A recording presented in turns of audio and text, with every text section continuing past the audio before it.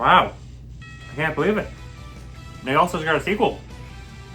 Can't wait for this to die off in a week like the other one. Nick All-Stars 1 was a fun game, albeit one you kind of seen all of it after a short time. So honestly, I think a sequel is a great idea, especially since they finally realized this is a game where Patrick Star can beat up Garfield. A game like that is going to need some casual modes, and not just the ability to wave dash. But the big thing, of course, is the characters. There's still a lot of big names they really need to get to, so I hope we see them. But I have two annoying running gags I need to hawk, so here's me trying to justify these two frickers in the game.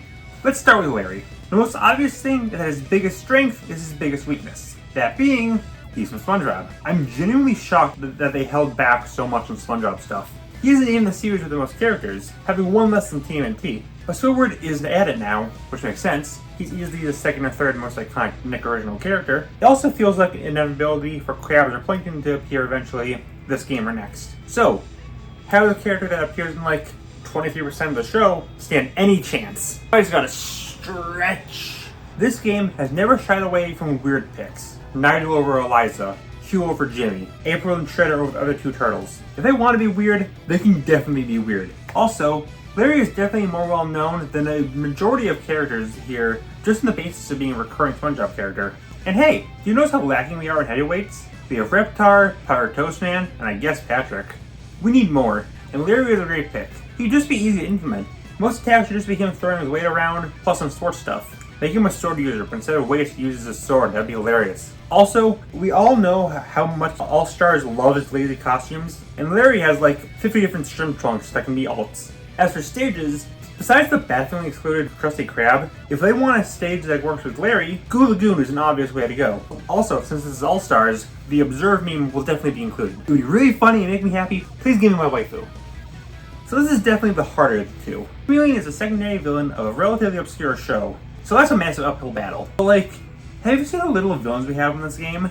It's just Shredder, and someone who's leaked, but I won't say his name. It's Vlad. He was revealed in promotional material like 3 minutes after the trailer, but I am an impatient man. I guess Zim and Ren too, but they're also the protagonists, so I wouldn't count them. Chameleon will give us some much needed villain representation, but you may ask, why him over the main villain Snapchat?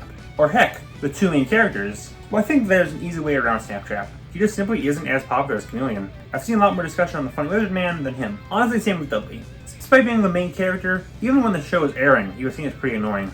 That leaves Kitty. Oh no. Yeah, so for the exact reason you expect, she's the most popular character in the show. And here's moveset potential. And the first game clearly preferred female characters, seeing as how Oblina, Toph, Helga, and Sandy were picked over Ickis and Crumb, Zuko, Arnold, and Squidward. But would Nick really want to add a character who's only known for porn? Okay, the worst episode show. But listen, Chameleon, well maybe not as iconic as her, I'd say second place in popularity for the show. And again, has the role of villain, which if they're going to do a story mode, you need more of. Also, he's got so much moveset potential. The ability to shapeshift is criminally underused in fighting games, and the possibilities are limitless. Even what he's shown off in the show is more than enough. Heck, he can be a way to actually get the other tough characters in. If that's so much effort, make him instead a sampler character, where every move he has is directly stolen from a different character on the roster. There's another thing. When this game first came out, the number one complaint I saw with the roster was the lack of 2000s characters. This makes sense. It's considered Nick's golden age, and most people who are interested in the game grew up in this period. But if you look at it, here's the data.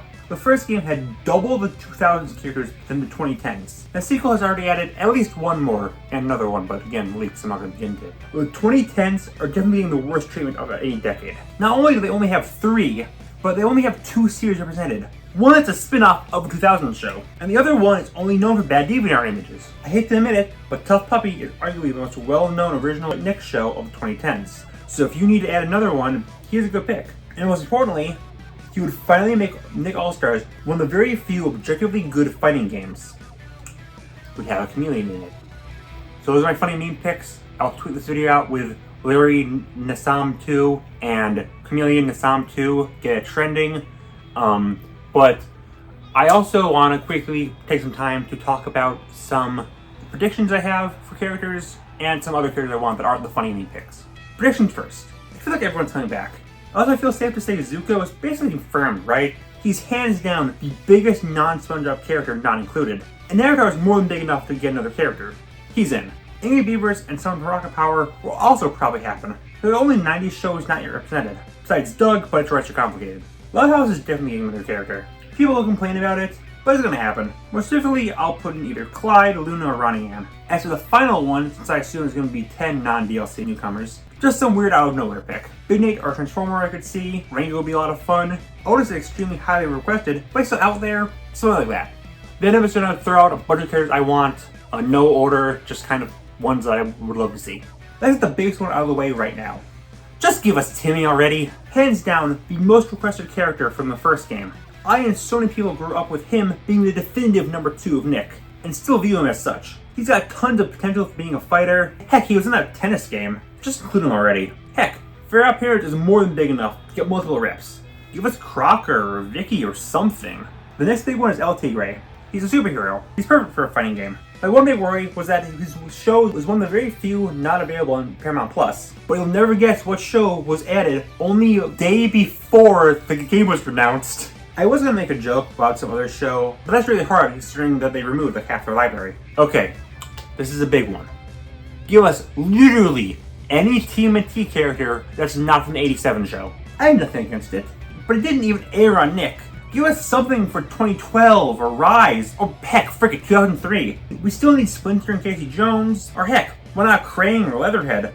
Or some character exclusive to those shows, like Tiger Claw or Baron Jackson. Just something to acknowledge that TMNT didn't die after the 90s. With how big Jenny was in the last game, why not give us another Kansas World character with Vexus? We can then expose how there's definitely more fans of Jenny than there are of the actual show, when no one recognizes her. If we're getting another Danny Phantom character, it's definitely going to be Ember. I love Technus, so put him in instead. He's on the Council of Force names here, but he's not getting the ranks of being a headliner. I mentioned him briefly, but I love Rango. He's got guns and stuff, but I think they've toned down enough for the game. Him being from a film is no issue either, as Jimmy Neutron was a film first, so why not him too? Making Fiends is a very fun, yet super underrated miniseries. As main antagonist Vendetta would be a very fun character with her various monster summons, including her main one, which is a giant Brutish hamster. And much I want more villains, because it's hard to give them priority since they want to add the main character first. But Charlotte has nothing going on. I've already seen a lot of requests for Vendetta, so why not? Any non-remake or Loud House thing Nick has made post-2013 is largely ignored, so as much as I would love something to represent modern Nick, like Welcome to the Wayne or It's Pony, it's not happening. Fun shows they are, but no one really cares about them. Closest to getting any attention is Harvey Beaks. We'd also like their best shows is Avatar. Don't at me. Include Harvey Beaks, you cowards. My favorite Avatar character is Sokka, and why he's got no chance since if we get another character, it's 100% going to be Zuko. And if we get another after that, it makes sense to look towards Korra. I think a non-bender would be a great way to separate him from the rest. And also, he's funny. Otis. Cat Scratch, like Making Fiends, is not on Paramount Plus, so we won't get any reps from it. But as short-lived as this show is, it's an important part of my childhood. So give us all 3 characters as their own separate slots, and also have all the newts combined together in this giant amphibian man. I rewatched Chalk Zone recently, and it holds up way better than I expected. So yeah, Rudy. You can do basically anything with Chalk, so you have nothing holding you back besides your own imagination. And then the character that we need. A character that, without this character, this is a bad game objectively. Boog! Boo! Boo! Boo! Boo! The Boog is Boog! We need to bomb all non-believers! Also purchase DreamWorks in its entirety so we can get Dr. Blowhole. So that's what I want from Smash Bros. But with SpongeBob. But I don't know who's gonna be in here. I hope at least like 3 of these characters will make it in. I hope all 3 of them are Larry. Yeah, so thanks for watching. Oh, also, if they add Timmy in, they should give him an alt costume where he looks like the live action version. Just making sure that he doesn't fight any children. On Monday, the very lonely lizard went to the mall to make a friend, but he couldn't find one and got arrested for shoplifting.